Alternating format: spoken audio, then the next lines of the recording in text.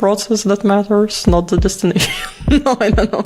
It's the friends we made along the way. People are okay with trading privacy and trading ethics. Yeah, but I mean, that happens all the time, right? Accept all cookies. I have to explain to a consumer why do they need this AI. Sorry, I'm getting distracted Sorry. very easily. Yeah, I noticed. That's why we're doing a podcast now. Yeah. Do you think it's gonna be the last episode? I became a monk. No, yeah, I mean, next time I'm just connecting from a cave, yeah.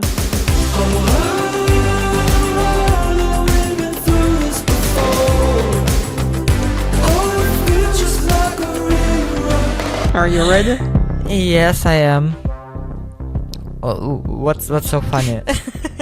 I don't know. It's okay. Is the switch of the languages still funny to you? Yeah, kind of, yeah.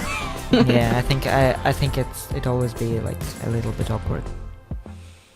Yeah, I mean, you're switching from like native language to, I don't know, to English with the person with whom you have the same native language. It's always a bit like, here we go. I don't know.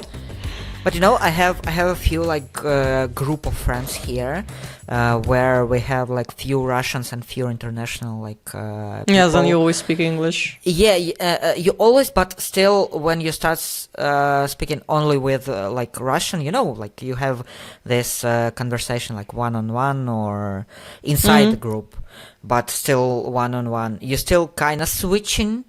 And you're switching like from Russian to English, and sometimes I'm switching to Serbian. So I think for me it's not so awkward because How is your Serbian? it could be better because I haven't like learned it. I haven't had any real lessons and real education in Serbian. Because I'm too lazy to have one. But I don't understand how some Russians don't have any knowledge of Serbian, like like at all. I mean, if they don't speak to Serbian people at all, but I don't understand how could you not speak to any Serbian, because you just go to, I don't know, shops. Yeah, but you can get around without knowing the language. You can. Yeah, but I think it's so weird for me. I don't know how. Yeah, I know, no, but it's like, it's possible. It's definitely possible. It's not only with Russians. I talked with one Russian woman. I think it was when I just first got here, and she told me the story of how she got to the police station to prolong her residence permit. I think it was her 5th year of residence permit or something. So like she was living here for 5 years, and she told me. I was talking with a police officer like through Google Translate, and he looked at me so weird, and I was like, what did you expect? I mean, you're coming to prolong a residence permit for a 5th year and not knowing any Serbian to speak with the police officer. I'm like, what the frick? What do you expect? Yeah, and especially you tell me all they look at language. Me. One Slavic language to another Slavic language, it should be easier to pick up. It's much easier. I understand how much easier it is when I talk with like some international friends here, like yeah, of course, people whose like native is Spanish or French. Yeah, no, for them Slavic languages is that's hard. Yeah, it's a different world for them. It's a different Yeah. For me, when I just came here, it was already like I could understand around 50% of the language. Yeah, no, exactly. Yeah. So. You can speak it for the same like 50% because a lot of words are not the same. So it's a bit different. Yeah, but you can get kind of. Yeah, but you can the gist of so the when I first got this like apartment, the owner, it's a beautiful woman. I love her. She's like family to me, I think now. And but I didn't understand basically like Serbian. I didn't learn any Serbian at this point. And she doesn't know any language besides Serbian. And we had this very interesting conversation about renting an apartment. Or you sort of understood, but yeah. I just, you just have to speak Serbian. And, yeah.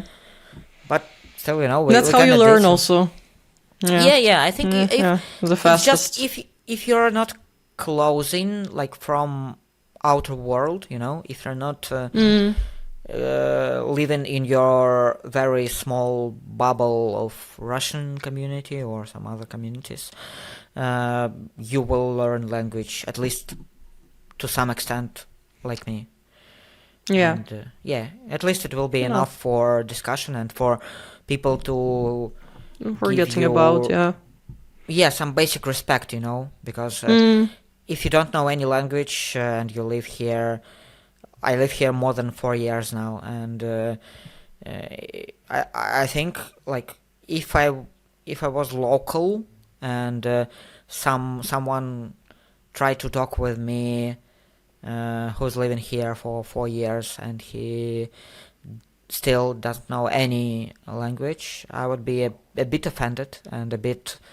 I can understand. Not even offended, but no, not offended, but it would be a bit kind of judging. It's you don't respect my culture, you don't respect my country. Why do I have to respect you and you being here? Even though that's also a backwards logic, to be honest, that somebody. I'm also not a fan of that logic that the people who come somewhere necessarily owe something to someone. I don't know. It's people don't always come by choice, or don't always immigrate by choice, and this logic that if you don't like it here, sort of go back or where I don't know, and also doesn't sit right with me, to be honest. This. Okay, should we go to our topics? If you don't have anything you want to tell us, something new. No, you're making it sound as if I have some big announcement. No, I don't. I don't either. So no. It's just I just try to maybe in one of the episodes he will have something. Create suspense for the future. Yeah. So it will finally get the good continuation of these questions. Yeah, okay. I think today we just wanted to talk about things that are kind of trending, kind of on the news constantly, but not so war-themed, geopolitical themed like our 2 last episodes were, because I think we need to to rest a bit, to balance a bit. So I think the thing that really stuck on all our episodes, through the episodes, is AI. And because it's a part of our life now, and it's a big part. And it's a very big and very quickly developing part. So it's it's very I think I am talking about this every time we are talking about AI, but it's crazy to me how we didn't have even AI in our on our minds several years at least ago, and now it's basically our whole life, but that's this rapid developments. The same was similar, even more slow, of course, but also quite fast with smartphones, right? The first smartphones, and then a few years later. Yes, but I still think everybody. But here it's quicker. It's quicker, and it's a bigger. I think it's getting quicker and quicker, and I think it is getting quicker and quicker, and it's accelerating. I mean, development-wise, AI is developing. People don't realize how quickly it's developing.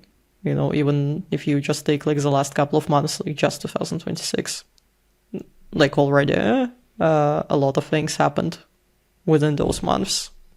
Yeah. So yeah. Yeah, I also think it's like the progress that every kind of technological revolution Yeah. is getting like quicker and quicker and quicker. It is getting we go to quicker. the history. Even though I looked because for the course that I've been teaching like in the last weeks, one of the things that I looked at was a Microsoft like report of 2025 on AI diffusion, kind of AI use. And according to that report, I mean, try to guess how many people, according to them, do you think percentage-wise in the world are using AI? Or yeah. Oh my god, I think I don't know. I think it's around like 10% maybe. Yeah, 16. Like it's it's very low if you think about But it.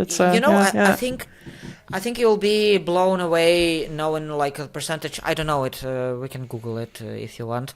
The percentage of people on the internet or on the social media or like, because every time you think, okay, everyone is basically on social media, but no, that's also not true. But then you got okay, it's not like even I don't know, even half of the world like is basically on the social media or no, that's true. But like the point is like the gap is widening, right? So that gap is widening even more because it is such a powerful tool in a way, and then you have only a small percentage of people using it.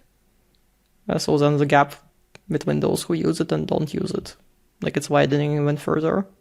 I think I think we also have a problem that AI is being kind of shoved down the throat of the people, in terms of like, me being like working in marketing, in content for different companies and like. There is a lot of you need to do this with AI and this. Yes, with AI, yes. And There's there's a big difference of how, for example, investors think about AI and how just like consumers think about AI, because more and more I understand that consumers don't want AI. They really don't want AI in the product. They really don't. We don't have this. I don't know, this necessity of AI in the product, but investors don't want to basically invest their money to the product that doesn't have AI. Yeah, they're afraid to miss out kind of on an opportunity or yes, but it's blown up for like on the proportions that are crazy in terms of again me as a person in the like product level, in the like level where I have to basically give something to the consumer. I get to this situation where I have to explain to a consumer why do they need this AI. Yeah. You see the problem here, because I know that investors are not going to invest money in the product if we don't have unless there is AI. Yeah. No, I mean we discussed that. We discussed kind of last time we talked about AI, right? It's this bubble or big bubble that is right now just growing so far. But there are particular trends that you wanted to discuss, I think, right? In the last the biggest one is I think the changing of kind of the leader of AI world, and the interesting thing here, at least for me, is why. Why it's changing. Is it the news about like OpenAI working with Pentagon, which I think we discussed a bit like out of the podcast, and we talked a bit about like privacy being a big thing, and working like working with tools that are more politically aligned or like somewhat, even though honestly it's all marginally.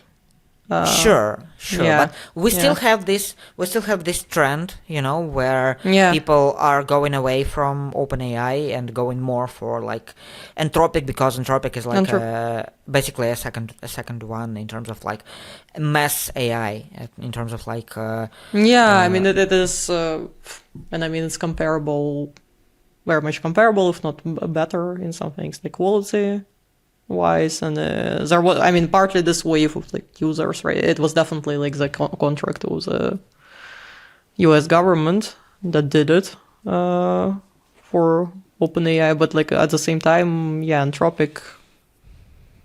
I don't know. I don't know how much. I also, to be honest, trust that they are so much more ethical, like fundamentally. I'm not sure.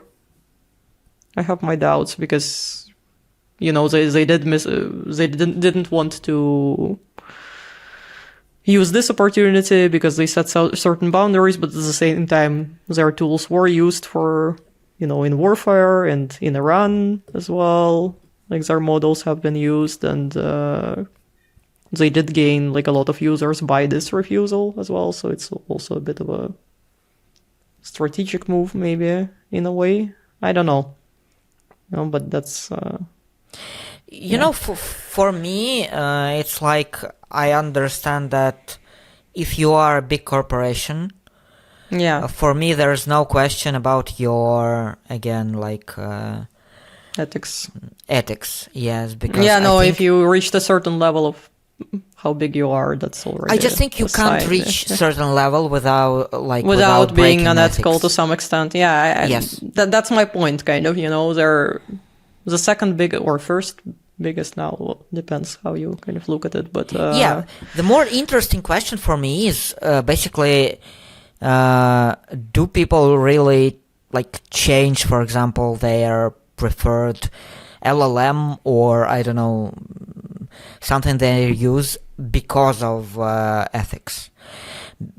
Some people do. I mean, some people definitely do. I mean, I've seen threads on Reddit, about that, about switching for ethical reasons, but at the same time, like, not everyone, and a lot of the people that do, I mean, they do it for this one thing, right? But they don't realize maybe, like, at the same time, they continue using a number of other products that are maybe, less loudly unethical, but no less unethical than OpenAI, for instance, right? But they're making this move from one LLM to another while they're continuing to use, I don't know, Google and whatnot and everything else, like most people do. Which, if you really want to go like ethics all the way, right? Like, you need to stop using a lot of those things if you're really going like full on like ethics route. I have the same problem with, for example, like brands or companies that supports like Israel, that supports Russia. There's like a lot of different lists, and to be honest, I would love to support a boycott of brands who supporting genocide or like something. Who are selling their products and but it's so huge, and it's constantly updating, and a lot of companies are very like fluid in terms of in their ethics, basically, because and it's, for me, it's really more of the problem of tracking and like understanding which brands are at least somehow ethical. And you just like your brain is gonna be blown up because trying to understand, is this brand supports Israel? Is this brand supports Russia? Is this brand, I don't know, supports like US you will always or... it's an impossible, or it's possible, but like you would spend all your time like tracing like every single product, and how they might be potentially connected, because when you have this global trade and this big global corporations, it's so all so intertwined that you cannot. It's very hard to avoid, and honestly, I don't think it should. I mean, respect to the people who manage, maybe somehow, although I don't know anybody who manages like fully.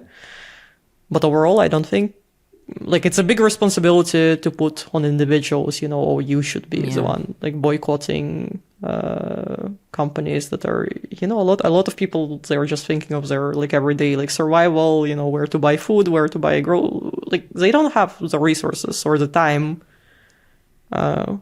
for that to, boycott products from certain companies. They're busy with their own survival. It's not. You can't require them to. It's a big ask.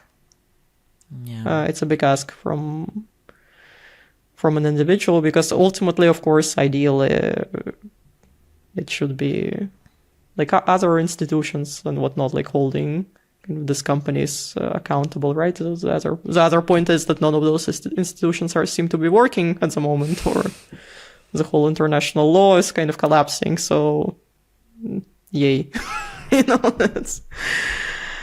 Yeah, it's also the question of your own lines, because your own lines, and but the same with AI, right? And then with other digital tools, it is a lot about. Some of the companies, like a lot of the companies, might be unethical, but at the same time, you can't deny you have this few big players, right, that's created the products that are super convenient. Yeah, I think Google is the most. Google is like a prime example, right? But Google, a few others, and it is sort of built into everything, and you cannot avoid using some of those tools if you're. I mean, unless you go, again, I don't know, you buy an island and you go live in a cabin in the woods without internet. Unless if you're sort of, if you go off the grid yourself. And digitalize, but if you're part of a society, if you're going to work, if you are employed, your work requires you to use emails, something else, like whatnot. It's very hard to avoid being a part of that and avoiding using some of those things. So it's the question for me is it's more like why don't people care enough about things, for example, like we discuss and we care.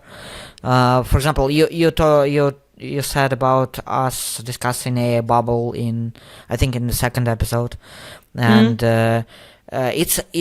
for me it's like a huge topic, right? It's like one of the biggest things right now. It's like I'm constantly not like waiting for it, but I understand that it's one of the biggest things about AI. It's one of the biggest things you need to understand about AI. But I understand that normal people, they just don't care. At least like they don't even want to understand the volume of the situation, the volume of the bubble, the volume of the how weird in financial terms the AI things are, and how big of an impact it's going to be on the world. Yeah, but I mean, they don't want to, and they don't want to. But that's, and I'm not very surprised because it's not that new. Before AI, I mean, how many people wanted to understand, the general problem of, big corporations, big tech, like this globalization, kind of centralization, monopolization of the market, and a few kind of very big how many people also cared about that? Also not that many. It's essentially but the people same. care when the crisis hits, like but the crisis hasn't hit yet. Or something. Yeah. The crisis hasn't hit yet. It's starting, but it's not full mode yet, so people will care when it hits, but it hasn't happened. So I think it's just the same tendency as with the other things a little bit. People don't think about it until it really directly affects them in a way that they feel it. and otherwise, yeah, they have, and that's also normal in a way, right? They have other concerns, things to think about. They don't, don't have time, don't care enough. That's that's where we are right now, kind of with the whole AI thing. Yeah, because in the normal world, in between normal people, because I still think always I always have to remind myself that I'm not I'm not on the level of the normal people in a lot of things, in terms of I don't know, social media, in terms of AI, in terms of content or something, because you constantly meet people who I don't know anything about that. Yeah, they don't know, they don't care. Their life is so out of the bubble you basically live in, and it's so not their concern. They don't know people who you're talking about. You don't.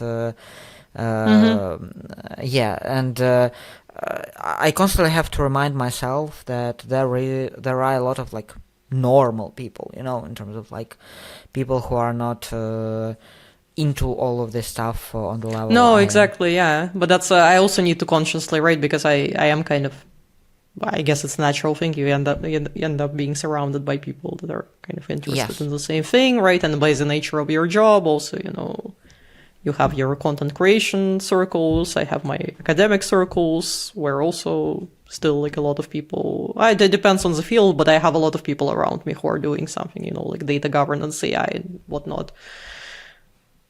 But yeah, it is very much a bubble, and outside of that bubble, a lot of the things that seem self-explanatory and evident, and obvious to you or to me, a lot of people have never been exposed to that, or they never have talked about that to anybody, or nobody has mentioned that to them. They have no idea, and they don't have anywhere to get that idea from either.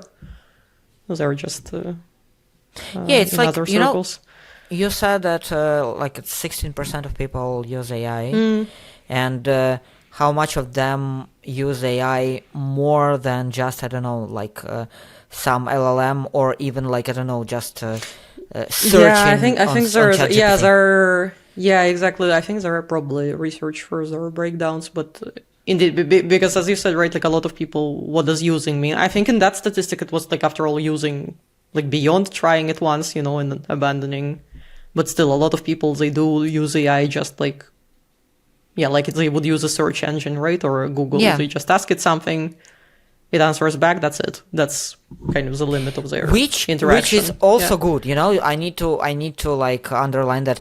I think it's at least better, because you still meet some people who don't even I don't know, can't even Google things, and properly, in terms of they don't even process any information through Google or something, and they can't I don't know, check any information. They can't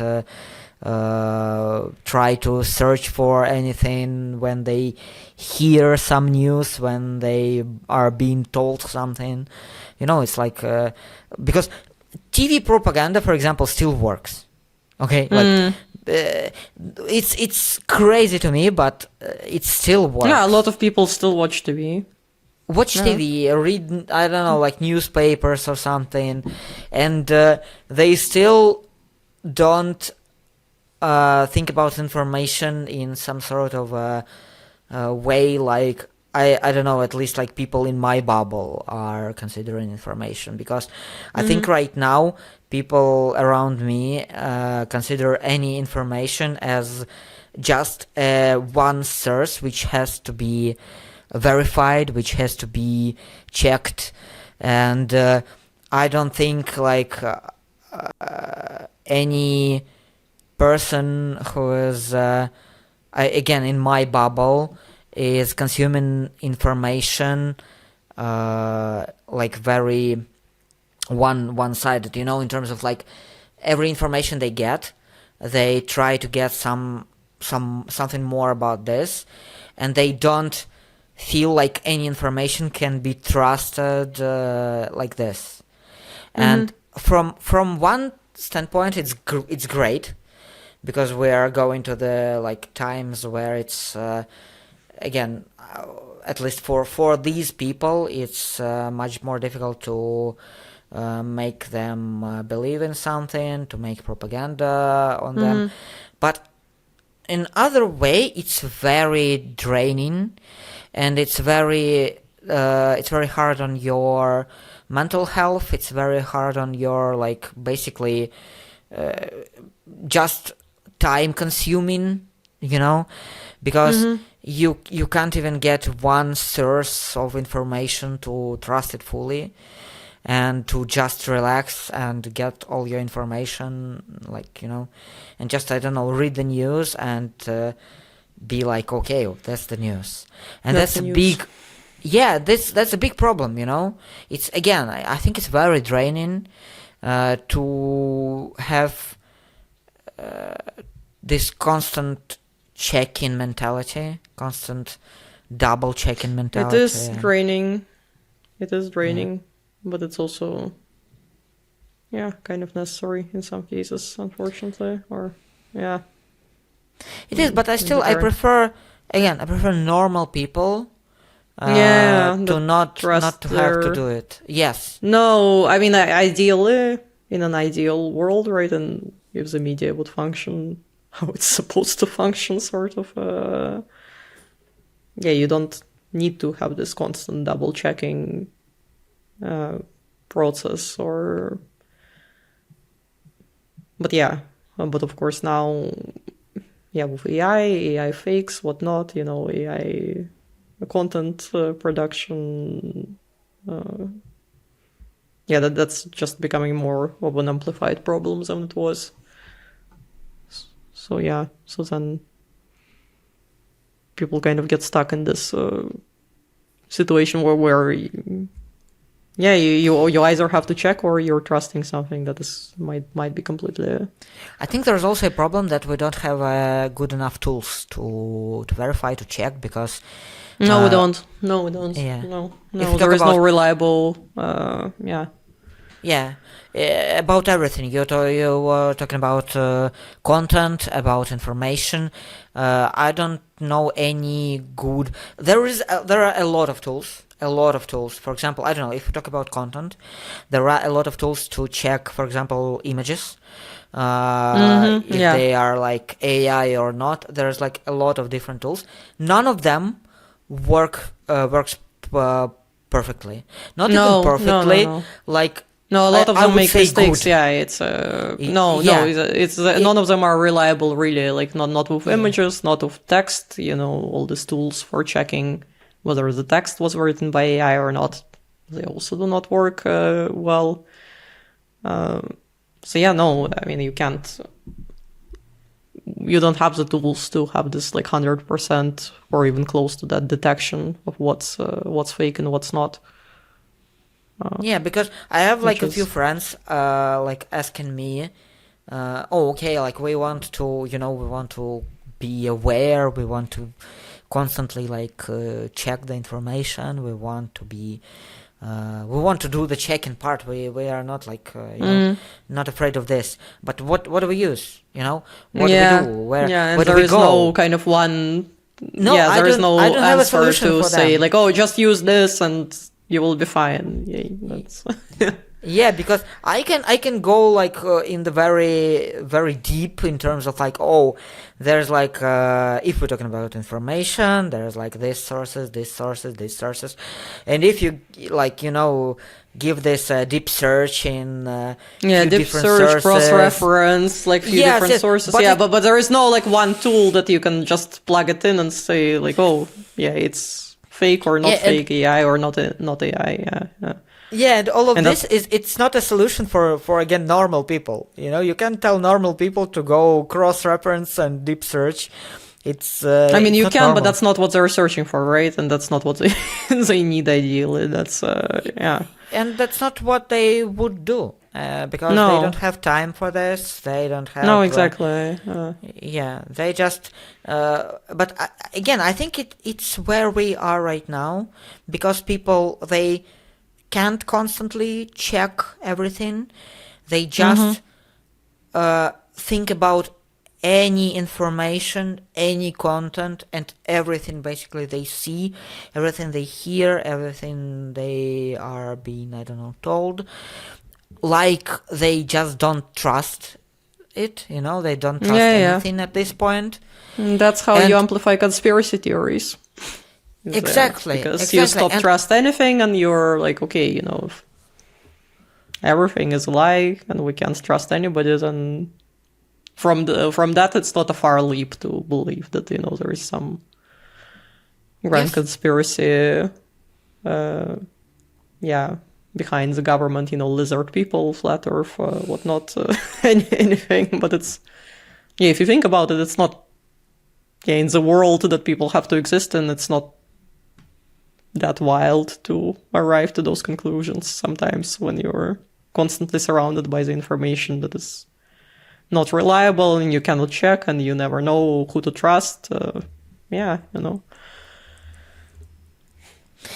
I think it's also, why one of the reasons why conservatives are on the rise in terms of because it's easier. We talked about this, I think, about the war and stuff, about disinformation, about propaganda, because a lot of propaganda works they just throw at you very different things, a lot of different things, a lot of crazy and stupid things, where you just can't understand what's real and what's not. And in modern world, they don't even have to throw anything on you, because it's basically the whole world right now is throwing at you a lot of different stuff, which is can be not real and can be real, and you don't know, So basically, the whole world right now feels like this propaganda machine, which tries to tell you, oh, you can't really understand what's real in this world, so don't believe in anything, don't believe in people when they try to tell you that, I don't know, this regime is bad, or you can't trust anyone, so you don't really know what's real. Yeah, we don't really know. It's like a meme. It's like a Russian meme at this point. We can't really know and be sure what's real and what's not. Yeah. And again, it's I love to have on any topic we have on our episodes to have this solution or something. But the more we talk, the more I realize we have so many topics. I don't have anything to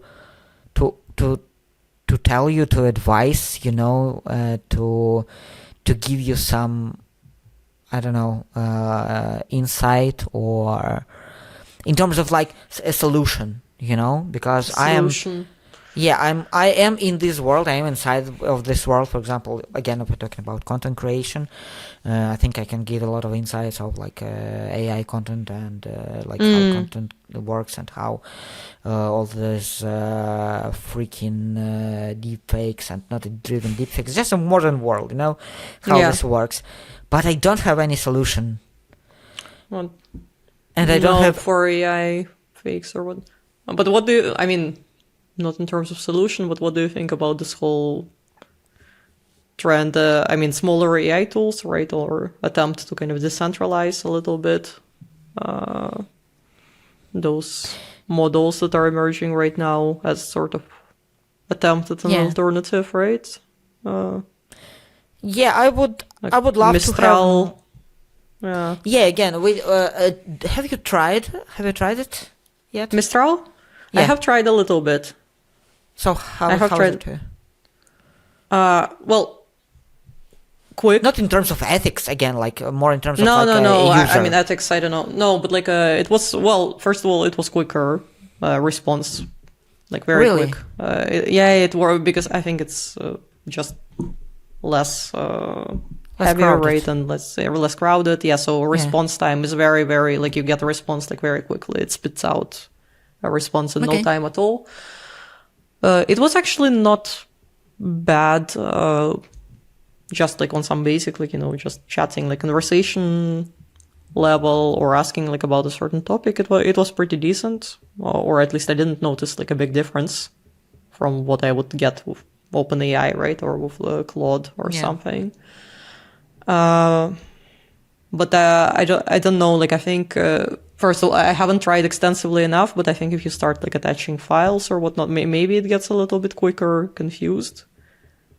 Sometimes, or the memory starts like buffering a little bit, or it forgets like within the conversation what you've talked about, but not seriously. Again, I would need to. I keep telling myself that I need to do like when I have a bit more time, maybe when I'm like done teaching and whatnot in the next couple of months, that I want to kind of try to switch more fully for a month or two and see how that works to Mistral. And also, I mean, Claude, I've been using it, but not as actively as, because I already had a lot of things and OpenAI and whatnot. And Perplexity I'm using quite a lot on a daily basis. But yeah, no, I still haven't... but long term, I still don't know, if I believe in this smaller alternative. Like I want to, but at the same time, it's hard to see them surviving in the... I have a... Kind of. I want to see this, like, right? I want to see this, like, decentralized, more structure and more this decentralized things being developed. I think that's ideally what should happen if you want to avoid kind of a disaster. So, but at the same time, I don't really see that happening at the scale that and at the rate that needs to be. So my kind of, I want to believe in it, but I'm sort of, from what I'm seeing right now, I'm not really yet confident. So I'm in a weird place in that regard. What about you? I think it's the same problem with any, like, corporation and any basically industry where you want to, if you want something more ethical, you'll try to go for more decentralized, like, less monopoly things, right? So you try to see any alternatives, but it's kind of, I think in the end you are realizing few things. First, as you said, it's very hard to live in the world where everything is monopoly as a small company, and as a small business, as a small anything, basically, if you try anything, because all of these huge companies, they are either supported by big corporate money, or I think they are pretty much always supported by government money or something. Yeah, of course. I mean, they're usually very closely intertwined with the government. Because, yeah. Especially tech companies and AI companies. I mean, that's So I kind of think in the end, the only thing you can do in terms of in terms of ethics, it's just to pick something that is not more aligned to you, but less against your beliefs, because I don't think anything will be aligned to your... So, voting in the modern elections, nobody is great, but let's all vote for the least bad option, kind of, I think. Yeah. A little bit. I don't know, like there is a bit of a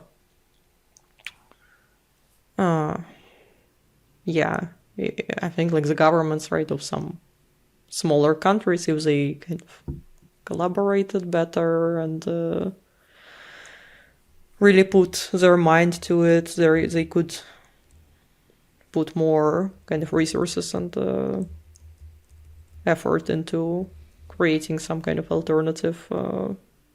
But it's but it's hard. It's hard, and it's hard to catch up as well. Yeah. So a lot because of that's a problem. It's, I wrote it in the like structure for this episode. I think we have like 267 models in first quarter of the year in terms of AI. You know, it's just like even if you're like a professional whose job is like to check the new models, basically, you know. Yeah, no, it's impossible. It's the amount. It's just no, you can't keep up.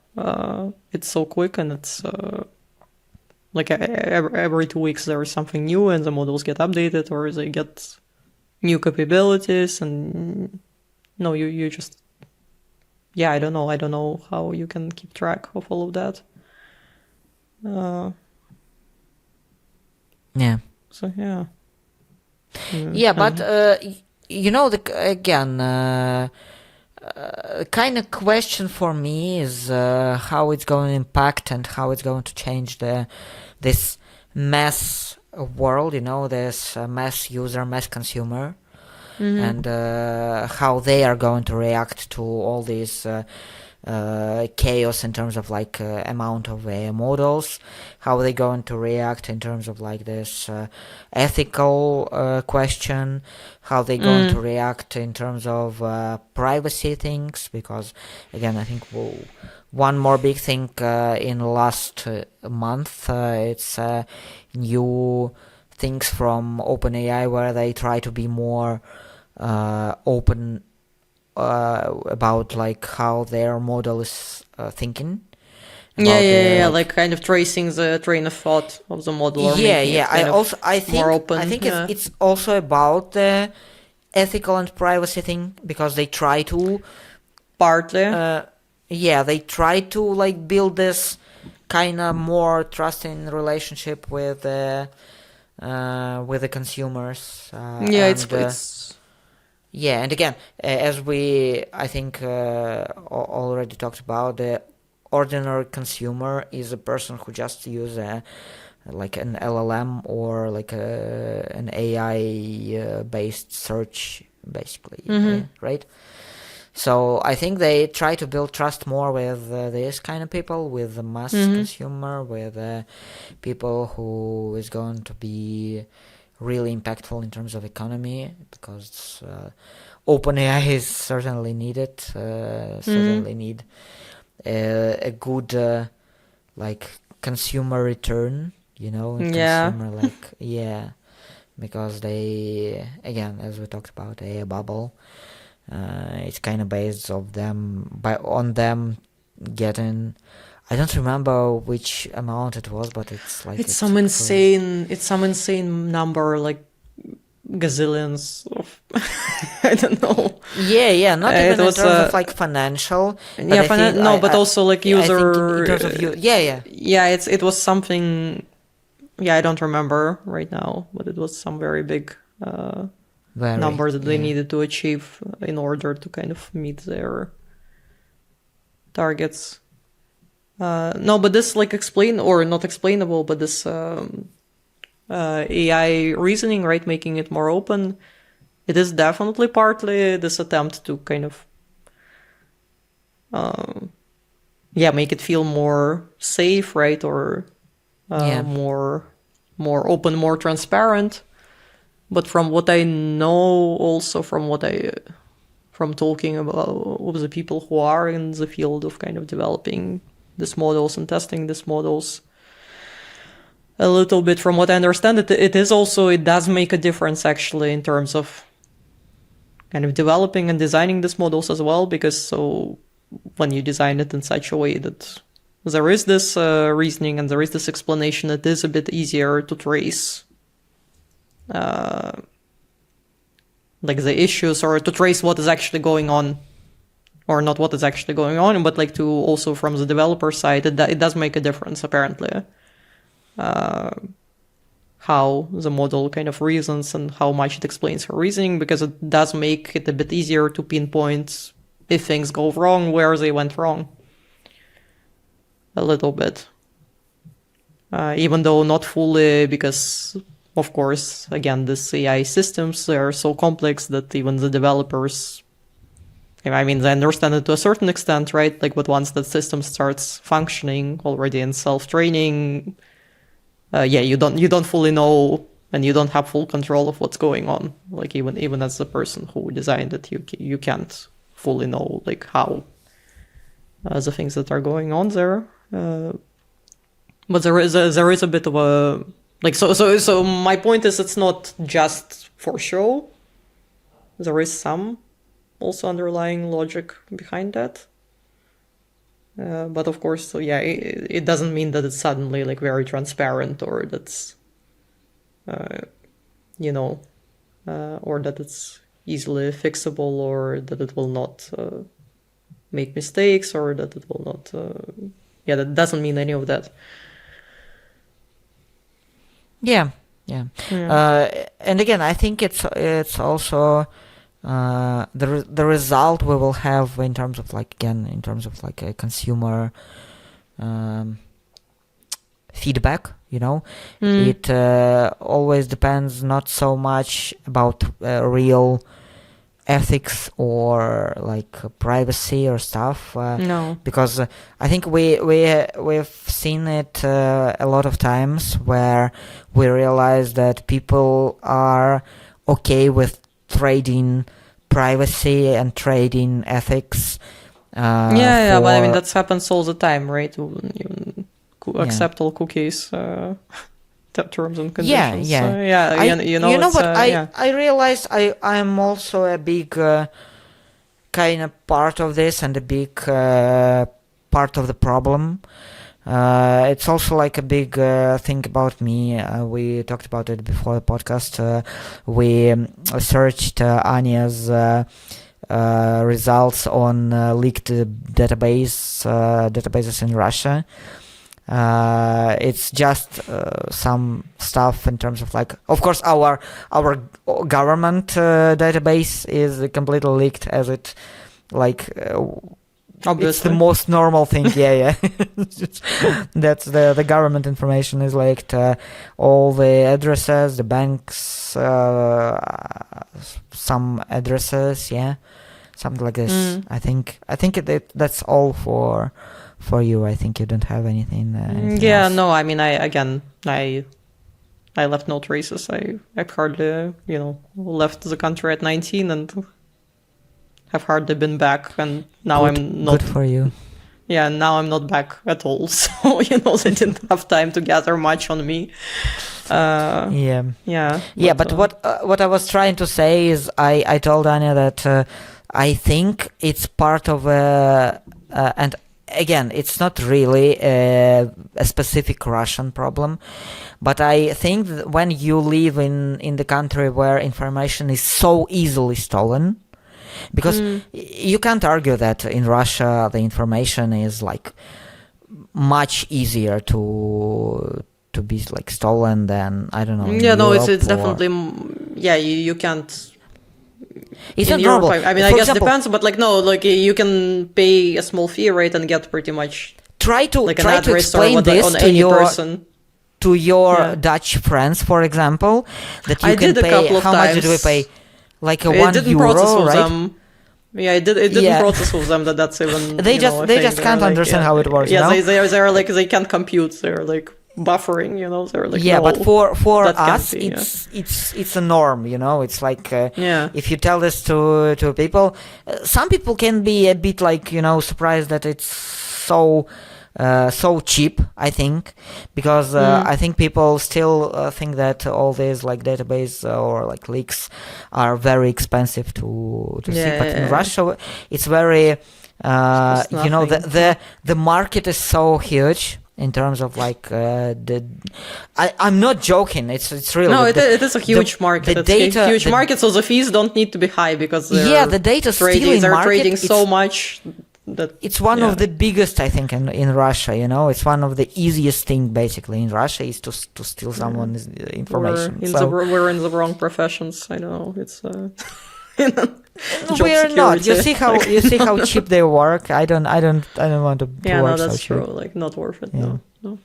Yeah, but the thing I'm trying to say is, for me, basically the privacy is not such a big thing, because I know that everything I everything I'm still doing is constantly leaking, and I'm like, you know, we are all getting this targeted ads. We're all getting this. You do one Google search for some I don't know, for something basically, and you just starting to get a lot of.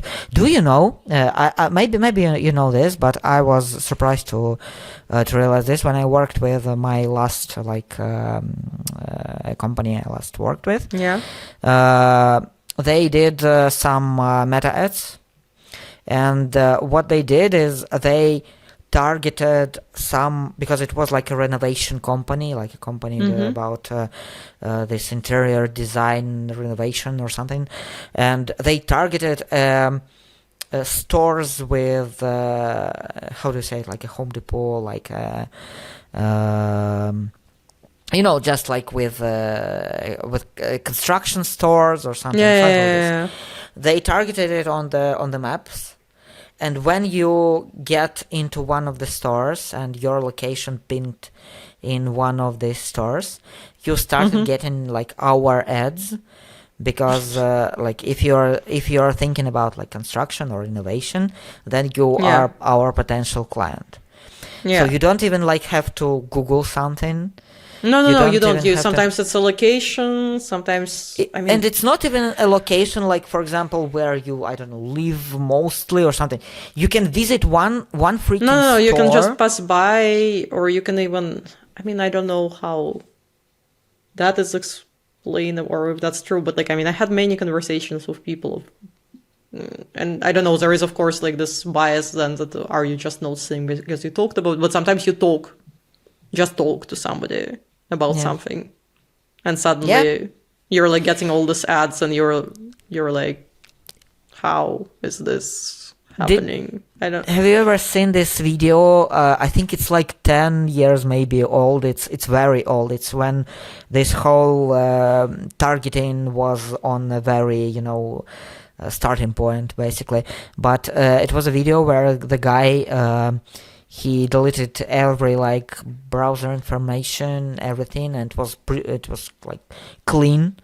And then he just started to talk about dog food from nowhere, and about dog toys, I think, something like this, about like and he had a clean browser, and he didn't Google anything, he didn't search for anything, and it just started to give him like ads and I think videos about dog food and about dog toys and stuff, and it was so funny. No, I haven't seen that one, but it's I think there were, I think it was one of the first big huge in that genre. Big huge videos where we all realized, oh fuck, like we are really at this point, where it's like absolutely normal.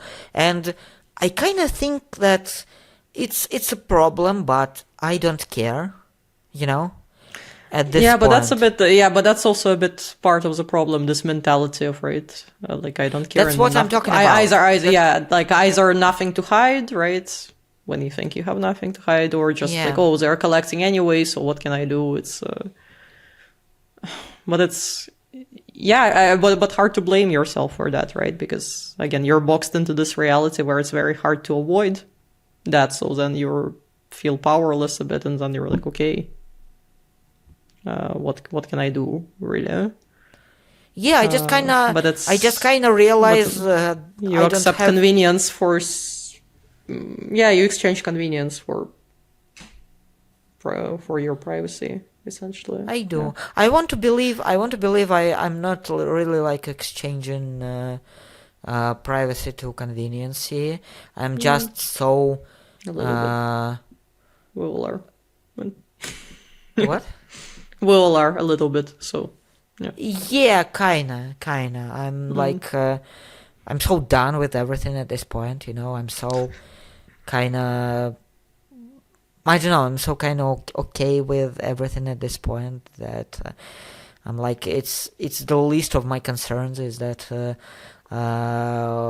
someone is constantly like taking my information to target ads because. No. That's also not your. Yeah, there are so many other things to worry about that you're like, okay, that's not at the top of the list of the worries, essentially. Yeah. I think there's also a problem that when you are being like a target by your own basically government, and not like a target, but all the data stealing, all the biggest data stealing of my life, and all the biggest problems of my life, all the biggest things that are about about my data being stolen is constantly being around my government. And it's always been like around, and you just kind of, if your government is doing it, it's like, where do you go from this? Again, you leave the country or nowhere. No, it's not even about leaving the country because you realize, you leave the country. It's a bit better in other country, but it's still the same. It's still similar, yeah. Yeah, it's not on this level, but it's still kind of the same. No, but it's surveillance is quite prevalent. And it's like you told before that the only real solution is undigitalize and go to some sort of a mountains, and to become mountains, cave, a monk, something. To completely get yourself out of the digital world. Basically, it's kind of feel like the only solution to this problem. But that's why we're really doing a podcast now. Yeah. Do you think it's gonna be the last episode? I became a monk. No, I mean, next time I'm just connecting from a cave. Yeah, like this. I saw a reel from a guy who was previously a Ukrainian presenter on. I think you understand the joke. He was on Inter. And and he was like a presenter on Inter, and now he's like something like a Buddhist monk. And there's like a reel from him where he's like he's working on the Inter or something, and then he's like a monk. And the comments are so funny because they're making fun of him, because of after being a presenter on Inter, it's like the only path for you is going to be a monk. So I kind of feel the same, that after doing so many digital things and like being a content creator or something, it's like the only thing it's trying to undigitalize yourself. It's a thing. Unplug yourself, but I hope it's not really the only solution. No, we'll see. Yeah, I mean, I'm not doing it anytime soon. So yeah. You mean like becoming a monk? Also, or like undigitalize yourself? Neither of those so far are in my plans. Yeah, kind of. Yeah. And it's it's not even like the same for you as it's for me.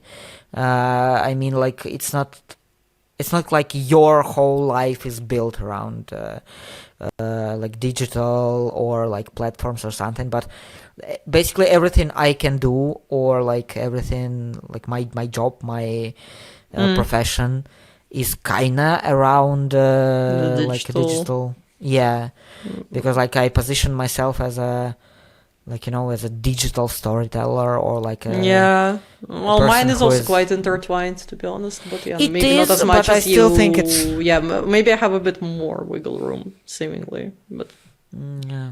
not really, not that much. Yeah. So okay, I think it's kind of, again, I return to this every kind of small topic we are discussing today, but I think my biggest point today is about AI being in the like mass kind of,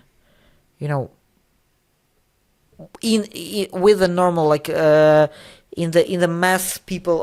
I don't know how to say it, in terms of like AI becoming more of a thing, like a normal thing in our society. And I think there's like a very different things in terms of like what we are discussing here and what we are discussing in this closed rooms and on these conference rooms, on these like big academic papers or something, and the real thing that is gonna be the real impact, and it's how people are going to react, what they are going to choose, what's going to be decisive things for them, what's going to be a breaking point for them.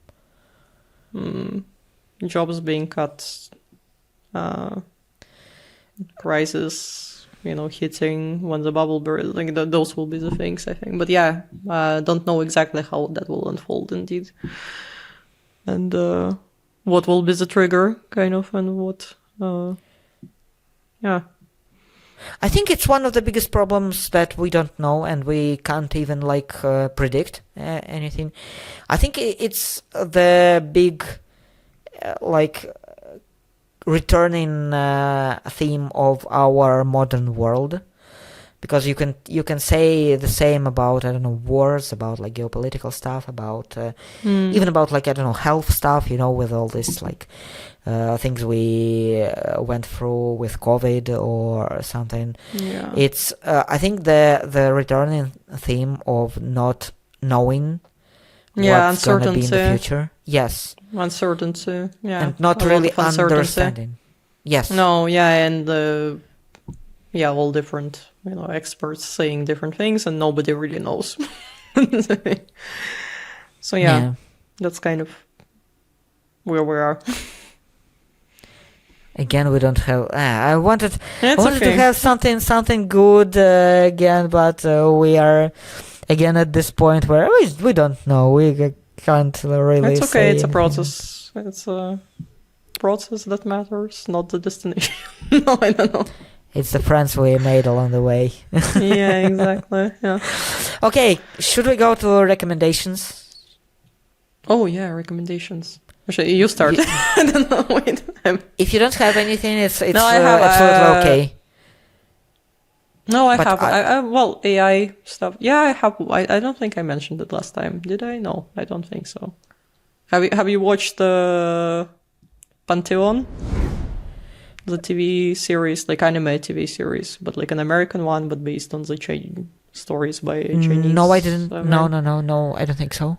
No, it's so I don't remember. Is it from Apple TV or not? But Pantheon, it's in the style of anime, like a TV series. It's about uploaded intelligence sort of concept. So it follows a girl whose father, was a brilliant programmer, and then he dies, and then he gets in touch with her because apparently the company is a huge corporation that he worked for before he died, uploaded his consciousness.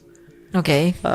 Without his consent, sort of, but he managed to break free, and I don't know. It essentially it raises a lot of this, like ethical questions and whatnot. What counts as consciousness, right? If AI ever becomes more autonomous or more, super intelligent, or again uploading the consciousness, right? What does that mean? Because I mean, it is a science fiction in a way, but there are actually, I mean, in the Silicon Valley and a lot of those tech developers, we have actually people obsessed with the idea and who actually think that it's possible.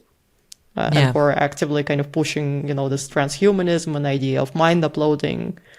Again, sounds like science fiction, but there are people like in the actual tech world who are considering it as a real possibility. And so yeah, it's kind of a TV series on that topic.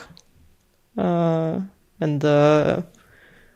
has its I liked it overall. I had my own questions about it as well, but overall I think it's a curious thing to watch for anybody who is interested in AI and kind of big tech corporations and what might happen when AI is taken kind of to the next level a little bit, right? And how that might unfold.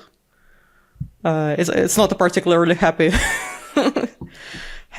series overall, but I bet. Yeah, no, it's curious. Yeah. Curious. But it's always interesting to see people's perspective on this, because I think we have at least I know a few different TV shows that are basically based around not the same concept, but around the concept of being uploaded to some sort of having a even Black Mirror eternal had life. Black Mirror had episodes like San Junipero one and another one. San Junipero was actually quite a positive twist on the idea, but somewhat, yeah. But it's always interesting to see the people's perspectives on the same basically concept, on the concept of eternal life through the through your mind being on the server or something. Yeah, exactly. Yeah. No, so I think it's cool. You have something else, or? No, I'm waiting for you. Yeah. Okay. I have a book, a very interesting book, which I have to manage to finish. So it should be a good book then. It's called Inadequate Equilibria. I don't know if you. I have heard. I haven't read it. I really recommend to try it because, as I think we talked about, I talked about at least at the start of the episode about this very different understanding of AI by investors and consumers, and all of this stuff makes AI as a like a lot of different other tools, kind of like a lose-lose game in terms of game theory, and a very using it in an inefficient way, and I think this book, it explains how we are getting to this inefficient ways with really good basically tools and with a good starting point, a good starting point, but using it for because shooting ourselves in the foot a bit, because as we discussed it in the episode 2, I think everything in our lives are kind of becoming these inefficient things. We could be better as a society in all of the things, but we still kind of, every time we hit these inefficiencies, we hit this lose-lose situations, we hit these things where people again try to win in the short term, and we are all suffering in long term. And AI is, I think, it's surely one of the biggest things in terms of inefficiencies we have right now, and I think it's going to be even more bring our society down where it should get us better. I think it's one of the tools that should be used as a as a huge turning point for the society. For example, as you told us, the problem that we will get with jobs. The AI. What AI should do, it should get us less autonomous work. Yeah, we talked about it. Yeah.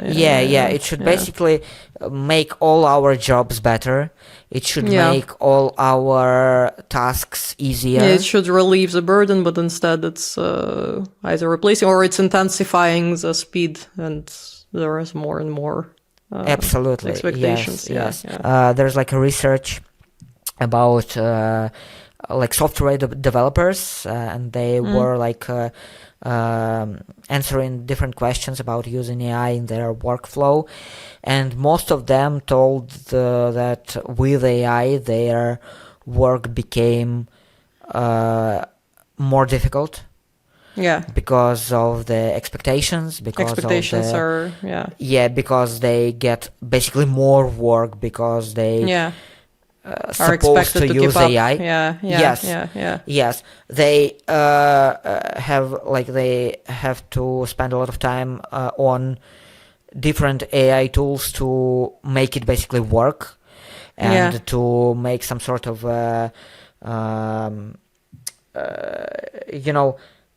after AI done some like shitty work or something.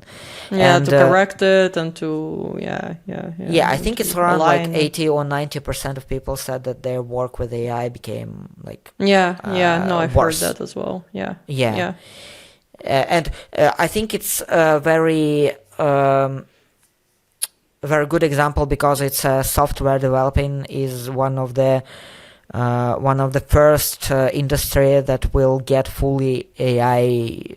Yeah, exactly. But that's involved. Also the first one where it's expected that it will. Yeah, so that's that's why they get hit first as well. Yeah. Again, as we talked about, like investors or something, I think people right now think, oh, okay, if I need a coder, if I need like to code, I just need basically an AI, and I will get one coder to like undersee all of these AIs that will get me coding, but it doesn't work like this. So what I was like again trying to say, I think this book is really good in. Sorry, I'm getting distracted very easily. I noticed. It's true. 5 minutes later, try to read it. It's really good, and the whole thing about inefficiencies, the whole thing about trying to get more into this win game theory situations. I think it's really the things we need to do to try to do more in the world. And if I have any solution, if I have any like understanding of how I see the world getting better, it's us getting more into this efficient situations and more into this win-win situations. On that hopeful. Yes. See, I can leave like I can end on the good on a good topic, on a good thing. Yeah. Okay, so don't forget to do like the same things I'm asking you to do every time. To leave a like, to leave a comment, to leave stars, ratings, hearts, everything. Like, follow, subscribe. Yes.